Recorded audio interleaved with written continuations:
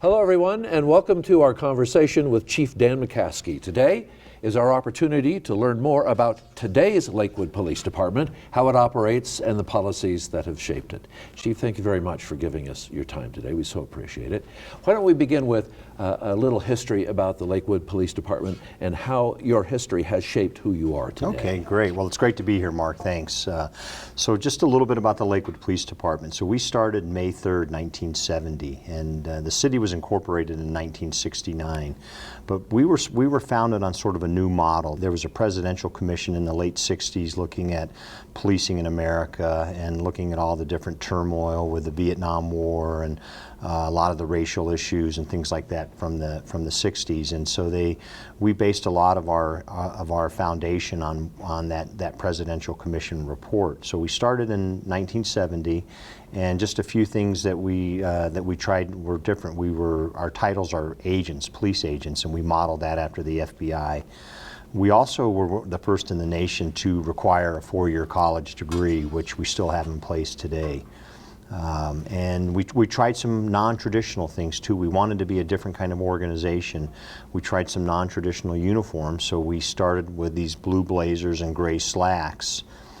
So we didn't look like police officers, police agents. And you look like reporters. Look like reporters, yes. Or some people said insurance salesmen. And, right. and of course they did. Yeah, and so I don't know if it's a true story or not, but it's sort of an urban legend that 2 of our police agents went to break up a bar fight, and the patrons didn't think they were police officers and resisted, and the case got thrown out of court by a judge. So, we've since gone to the more traditional uniform, but the organization was founded on on 3 pillars: integrity, intelligence, and initiative, and that was sort of our founding mantra. We wanted to be different and try something different in law enforcement other than the traditional methods that had been going on in the past. You knew a lot about the history. I should just mention, you've been here virtually your entire career, almost 35 years. Yes. In policing, so congratulations. Thank you. So you're a big part of the history here. We also know that your department, when it comes to what is required to become a police agent, has some unique qualifications. What are some of the differences as opposed to other police departments, and how does that change the academy process? Sure, that's a good question. Well, as I mentioned, we've always required a 4-year degree, and that's one of our really something we're so proud of. And I've had a lot of conversations with people in the past about why you need that degree, but it just really adds to the professionalism, the education, and it just shows you're committed to following through with a really difficult process. A 4-year degree is something really difficult, and we just feel that it really makes for a more rounded, more professional, more experienced police agent. So that sort of dovetails into our academy. We have some really strict hiring standards that we really abide by. Really a thorough hiring process. Interviews with sworn police agents. We have psychological testing, medical testing, drug testing. All of these different type of testing. It takes almost 6 months to get hired into the organization. So it's a long process, and then eventually we take the best candidates we find, and then it's a 6-month police academy, a rigorous police academy, and we have a combined academy with Jefferson County Sheriff's Office that we're really very proud of, that actually has the top academic standards in the state of Colorado. So we're really thrilled to hear that our students graduated with the highest scores. Yeah, it's very intensive. Yes. And there's a lot of annual training for your agents as well. Absolutely, absolutely. The state requires 24 hours of training for all sworn police officers. Ours is almost, actually it's over double that. So we have our skills training. You have your firearms training, your arrest control, your driving, the standard type things that we do every year. But we also do anti-bias policing training every year, verbal de-escalation, dealing with clients with mental illness issues. We do a lot of, we do legal updates, we do CPR, first aid, so there's a lot of different things. And I'll give you an example, like we do training dealing with Alzheimer's patients. We do that about roughly every 2 years. as well. So we try to really, the current topics or current issues in society, we feel like we're ahead of those, and we train a lot of things, and hopefully we're preemptive and don't have some issues that other agencies have had. I talk to officers in my community, and they'll tell me, a cop's not just a cop anymore. They tell me, I know a lot of things about things that you probably would never have to deal with, and by the way, hope that you never would. But can you tell us about kind of a typical life in the day of a Lakewood police agent? Sure. Well, we have different assignments. Obviously, we have an investigation division where our detectives, but our patrol division is that's really the most critical function that we have, responding to 911 calls. So we're there 24/7, 365 days a year. We're always out there. So a typical day starts with a roll call. There's assignments are given for the beats that the agents work. They respond to radio calls that you never know exactly what type of call you're going to get. And they do traffic enforcement in high traffic accident areas. They do proactive policing, community policing. We assign our agents to specific areas for the year, so they get to know that area and get to know the residents, get to know the businesses, get to know all of the things that go on in those areas. So I've ridden with your officers, and it's very intensive. I can't believe how busy 1- and 2-man patrol cars are. Calls for vagrants in parks, traffic enforcement, as you say. They respond to other emergencies, fires and traffic accidents. It's just nonstop. It's like drinking out of a fire hydrant. Is there can you characterize how many calls your officers might answer like that in a given day? I don't have specifically the day, but just looking at our statistics, last year we handled almost 77,000 calls for service.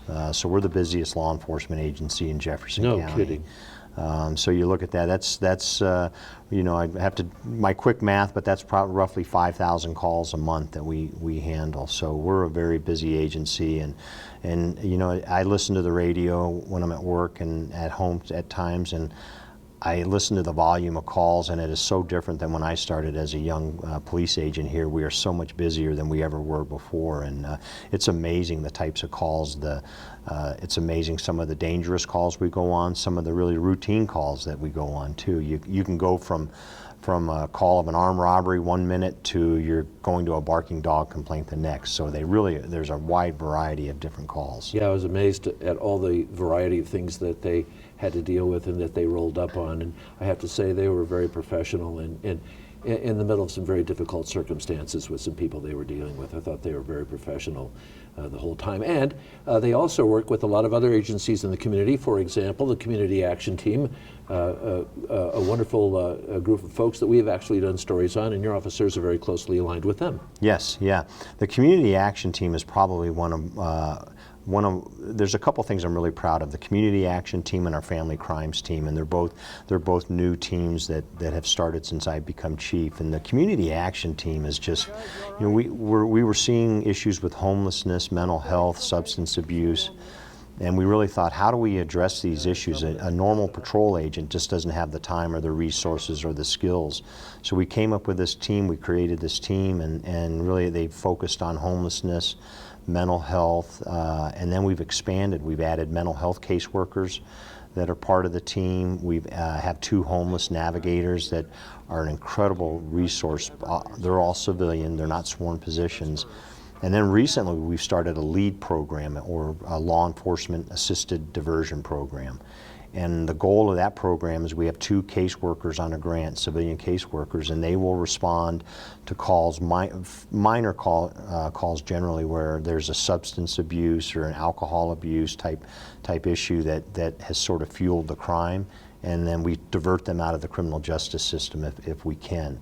And it's all through this civilian program. So first in Jefferson County to do that. Some other organizations in the state have, but we're very proud to have that program. It's just started, it's just up and running now, so we're really excited to see the results. A lot of threads for officers working out there today.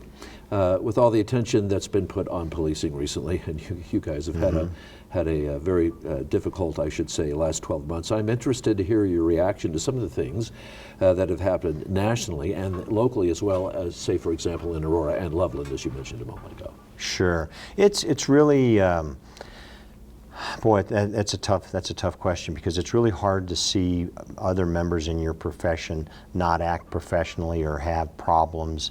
You know, it really is hard to see, because in a lot of times when somebody sees that officer, you know, we heard this from several citizens who thought that we were the Loveland Police Department and that was us, and it wasn't. It wasn't the Lakewood Police Department, but it's disheartening when you see poor performance and poor behavior by officers, because there are, you know, over 1 million officers, law enforcement officers in this country, that really, the majority, most have not, you know, set out to do the right thing for the right reasons. And so it hurts when you see that, because it damages the entire profession, and it sort of paints us all with that broad brush. And you know, we have to earn the public's trust every single day. And that really jeopardizes and hurts that relationship. So and that's one thing I've told our agents: you can never take that trust for granted, and you have to earn it every day, and you have to work to keep that trust. That all goes back to training, I guess, and you talked about how important that was. Yes. I think for just about any profession, might as well a few bad apples make it difficult for everybody. Yes. And I also wanted to ask you, in that vein, about the use of ketamine, which has also gotten an awful lot of attention all over the country these past few months, and I wanted to know what your department's policy is in regards to the use of ketamine. Sure, and that's a great question. We do not use ketamine, the Lakewood Police Department. We're not authorized, we're not trained. That is strictly a medical procedure. So we work with West Metro Fire Department, and their paramedics are trained to administer ketamine. They know the reasons when you can, when you can't. They know all of the details of how that operates. We don't train on ketamine because we don't use it. We're not allowed to recommend the use, and you know, some people have said, well, we have an influence on that. And I think if you were to talk to the chief of West Metro Fire, he would tell you that absolutely we don't. They will listen to us on law enforcement issues, but when it comes to medical procedures, that's their call, and that's what they do. And so we don't use ketamine at all. And I know that there's been a lot of talk about that, but we've never used ketamine. We don't plan to ever use ketamine. It's a medical procedure, and that's an area of training that we don't have. Let me ask you about officer-involved shootings, and we've seen an uptick in those as well. Every department has across the country. Can I ask you what your procedures are in the event of an officer-involved shooting? How does that review take place? Who's looking at it? How is it reviewed? Okay. Well, we're in the 1st Judicial District, so Jefferson County is part of that judicial district. So our district attorney heads up what they call the CIRT team, Critical Incident Response Team. And so this is a multi-agency team that investigates officer-involved shootings or any type of deadly force involving officers or in-custody deaths. And so it's led by the district attorney, and this is a multi-agency team. So if our agency's involved in a critical incident, officer-involved shooting, we don't participate in the investigation of that, other than maybe with the crime lab, processing the crime scene, and then with oversight from another agency. So the investigation is handled by the district attorney and this outside team, and we're not part of that. So there's no bias. It's an independent investigation, and then the district attorney makes the final determination as to whether the use of force was justified under law. So it's a really it's an unbiased way to do this, and it's been very effective, and having the district attorney who is an elected representative make the final decision, it really keeps that bias out of the process. I know when we talked to your public, our viewing public, the political arms constituents, a lot of people want to know who is in charge of accreditation for police departments. Is there an accreditation process for a department like yours? Yes, there is. And so ultimately, I am the one in charge of the accreditation process, but we have an accreditation manager. So we are accredited. We were the 2nd agency in Colorado to be accredited in 1986. And we were the 24th, I believe, nationwide to be accredited. So, and that was through the CLIA, the Commission on Accreditation for Law Enforcement Agencies. And we've just undergone our 10th reaccreditation, and we just had that process. And that's a pretty rigorous process where they evaluate your policies and procedures and make sure that you adhere to best practices for the law enforcement profession. So it's a really difficult process, and it's a difficult standard to maintain. So we're really proud of the organization for the good work we do. But yeah, the accreditation is just critical, and it's really something important. So. I've been in town a long time, and I've covered your department for a long time, and I know there's been a lot of chiefs. You're a favorite, by the way. Oh, thank you. You're quite there have been a lot of chiefs for the Lakewood Police Department, which maybe is true of other departments as well. It's just this one is probably most noteworthy. But I'm curious, is there a number on how many chiefs have come out of Lakewood, and why do you think it's happened that way, that there have been so many of you, and many of them have gone on to even bigger and bigger jobs, not better jobs, but larger departments? Mm-hmm.